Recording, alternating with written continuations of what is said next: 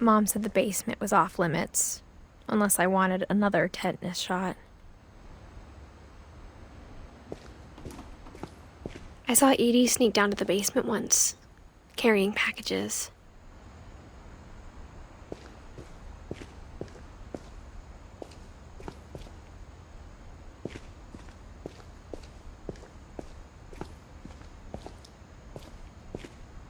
I thought maybe she was hiding presents.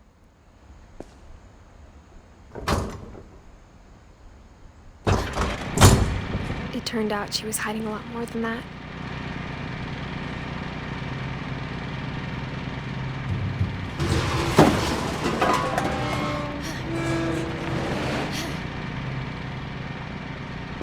I remember asking Mom once about where Walter had gone.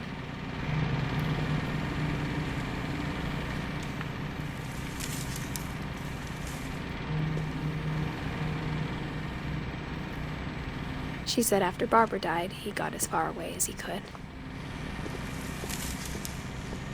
If there's a pattern in all these stories, I think it's that none of us has gotten very far.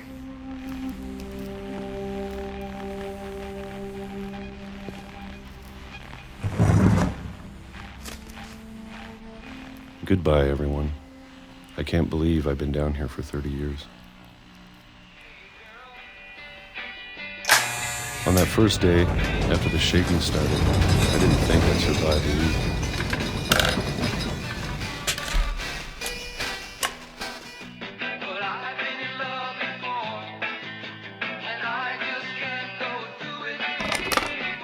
But after a few days, I settled into a routine. That's what kept me sane. Having a schedule, living for today. I always expected to be dead tomorrow. But if you wait long enough, you get used to anything.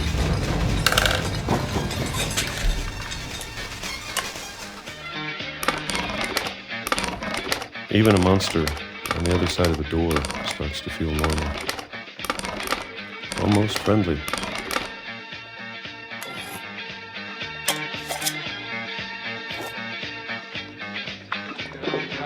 And then one day, everything just stopped. Whatever that thing was, it was gone. Maybe it got tired of waiting. Or maybe I just got tired of being afraid.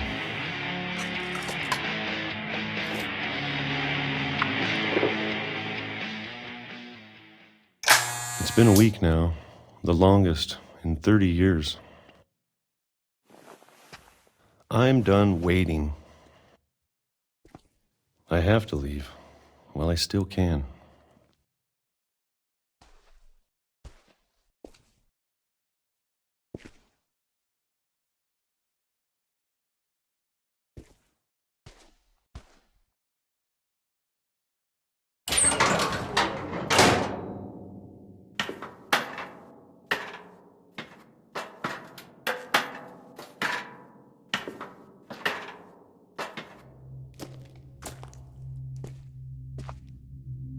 I know it's out there, somewhere. Whatever killed Barbara and Molly and Calvin.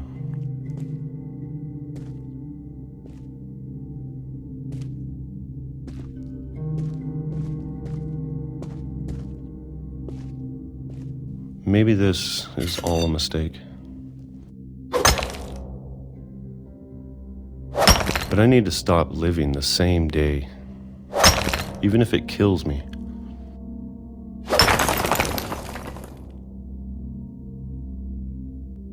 Whatever's out there, I want you to know I'm ready for it. I'm going to appreciate all of it, especially the food.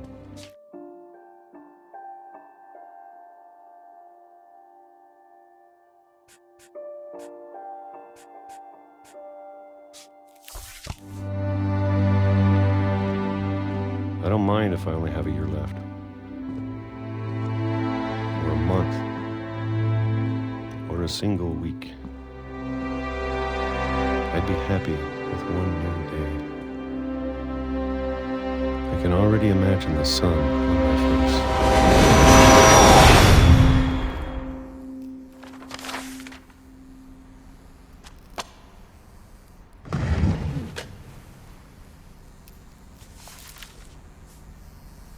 Walter died when I was 6. I can't believe my mom never told me he was down here.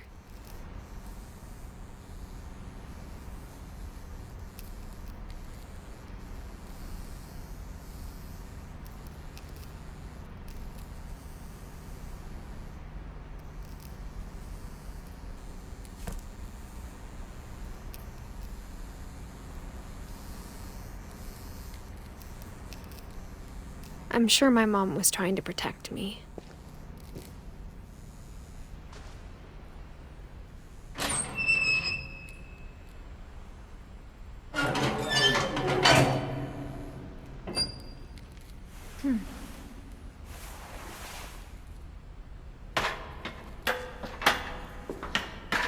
Maybe she was afraid I'd end up like Walter.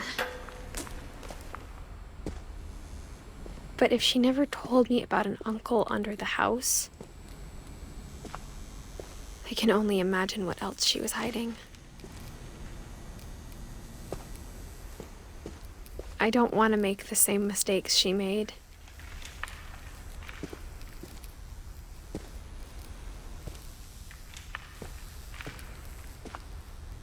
Trying to bury something that's still alive.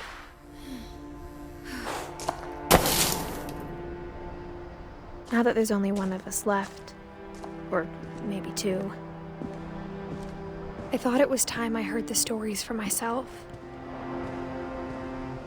and found out what happened to everyone else. But now I'm worried the stories themselves might be the problem.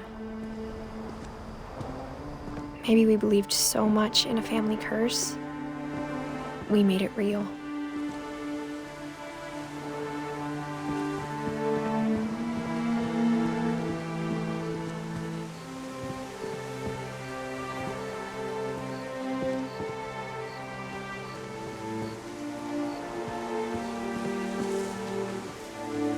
I don't know if I should even be writing this.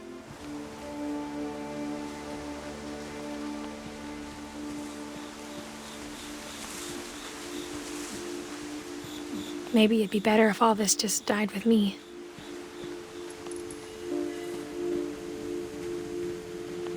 But I thought you should know about your family.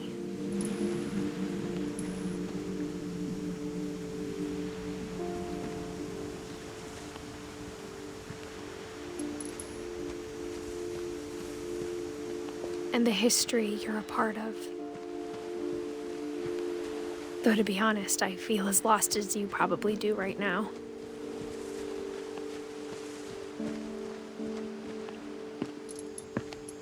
I think the people in these stories believed them, for what that's worth.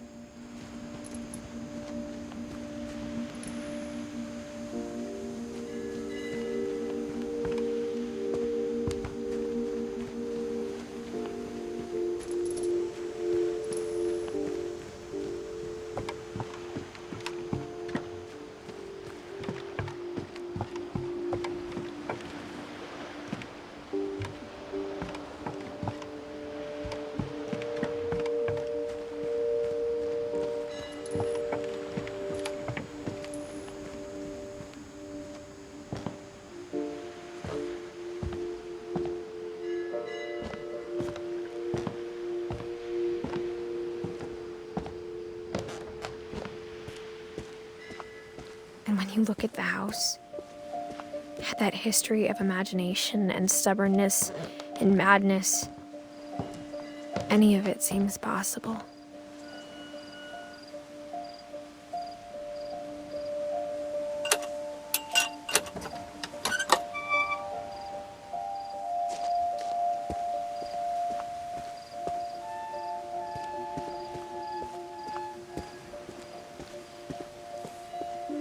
I I think we've been surrounded by death for so long, we've just gotten used to it.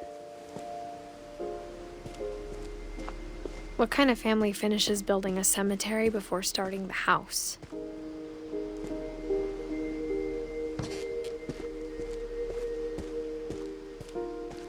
It's embarrassing for me to admit this, but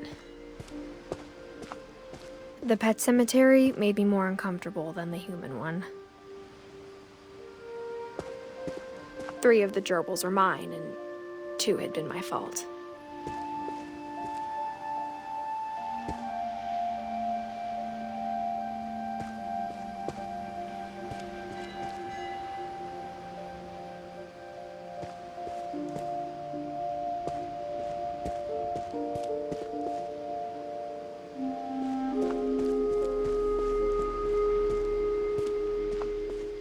Sven built the house, but it was Edie who designed the cemetery.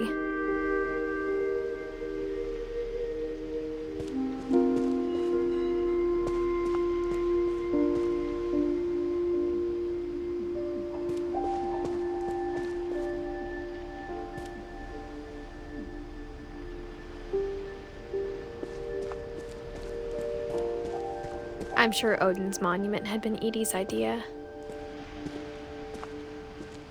My mom was always trying to move on, but for Edie, the past never went away.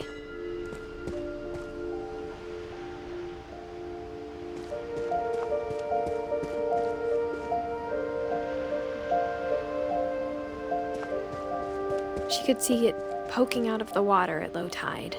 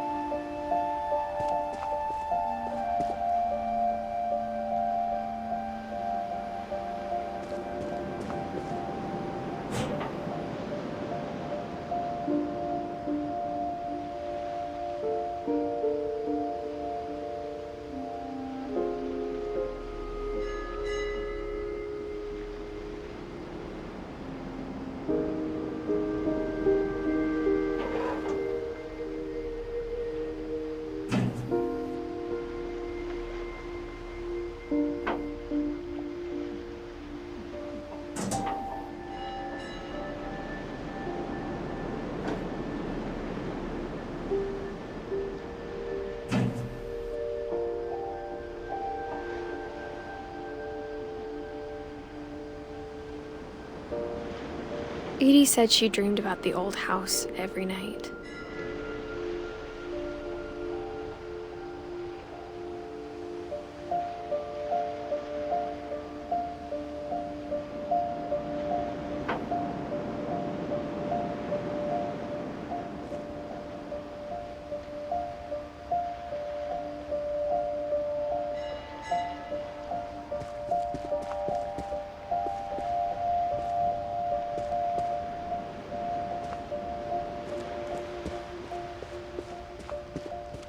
Edie's side was always easier for me to understand.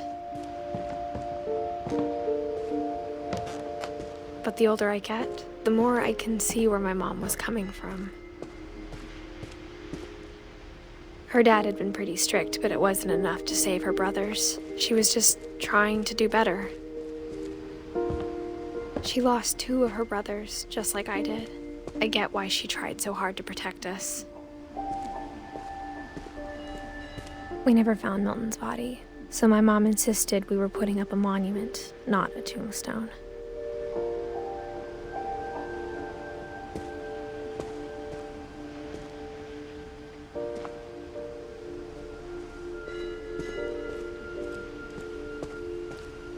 There's so many things I wish I could ask my mom now.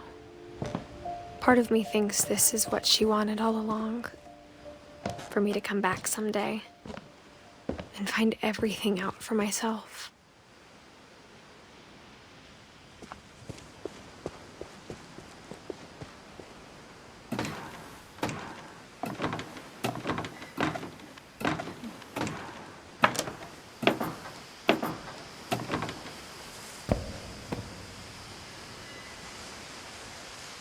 But looking back on it now,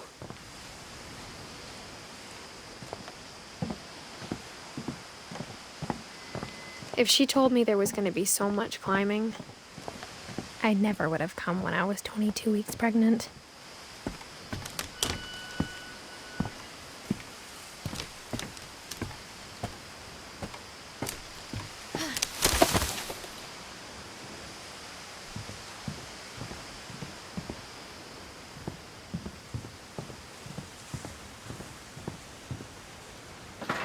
I never met Grandpa Sam, but I think he and my mom had a lot in common.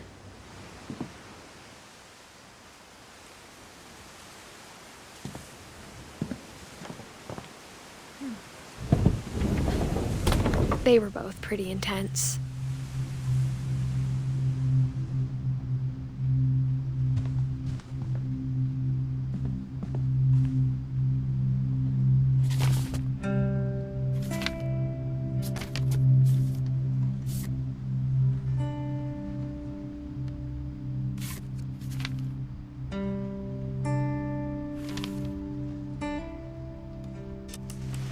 Dawn, I promise, you'll never forget this weekend. Yes, sir. These memories are gonna last a lifetime. Am I gonna have to shoot anything? It's a hunting trip, Dawn. Shooting is strongly encouraged. Not quite.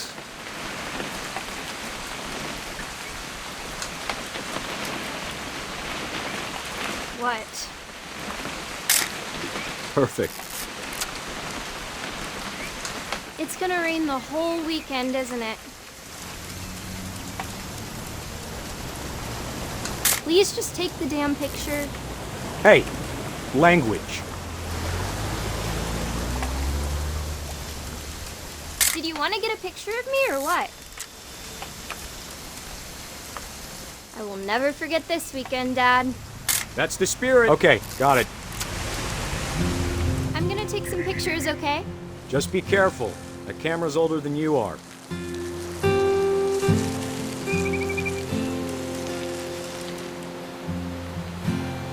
Definitely should not have drunk all that coffee. Hey! That's a keeper. I'm just saying, I'm not always gonna be here, Don. You'll need to remember this stuff, if you want to survive. I'll be fine, Dad. You know who else thought he was gonna be fine? Some guy who died. Don, I'm being serious. I know, Dad. You're always serious. Doesn't being out here make you want to chill out? Well, to tell you the truth, I haven't been out here in 20 years. Don, don't you think you could find something more interesting to photograph? Last time I was with my brother Calvin.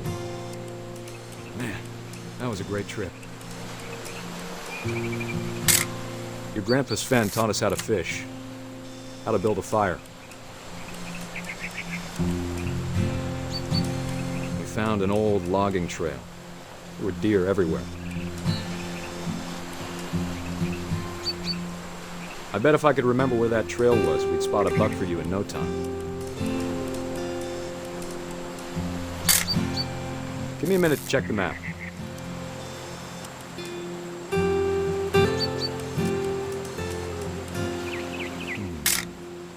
You don't need to waste any more film on me, kiddo.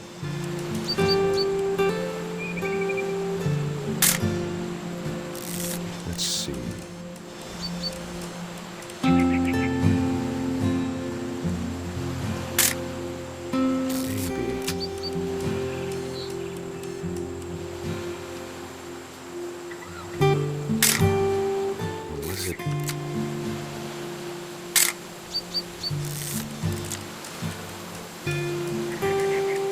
Could have been.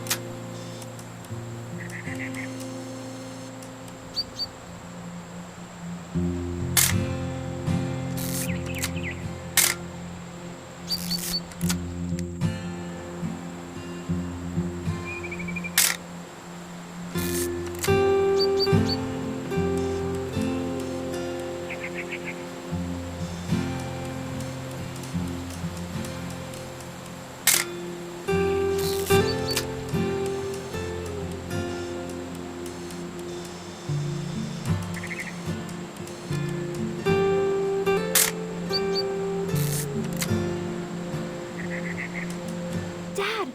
Good eyes, Dawn. Before you take the shot, let me get a picture of you.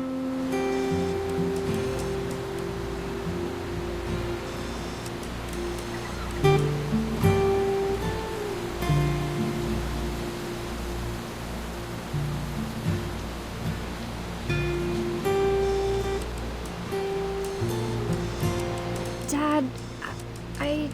Just breathe. Let me get behind you. Do I have to do this? Dawn, you don't have to do anything. But if you want to survive, you'll need to be strong. Great shot, Dawn!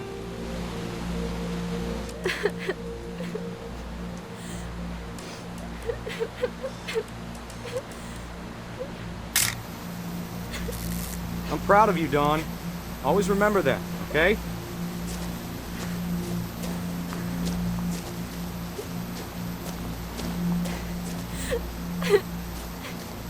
Dad, it's twitching.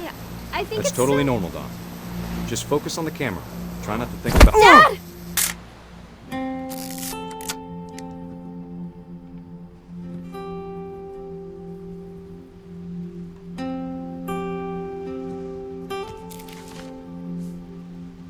Of all these stories, that's the one I wish most that my mom had told me.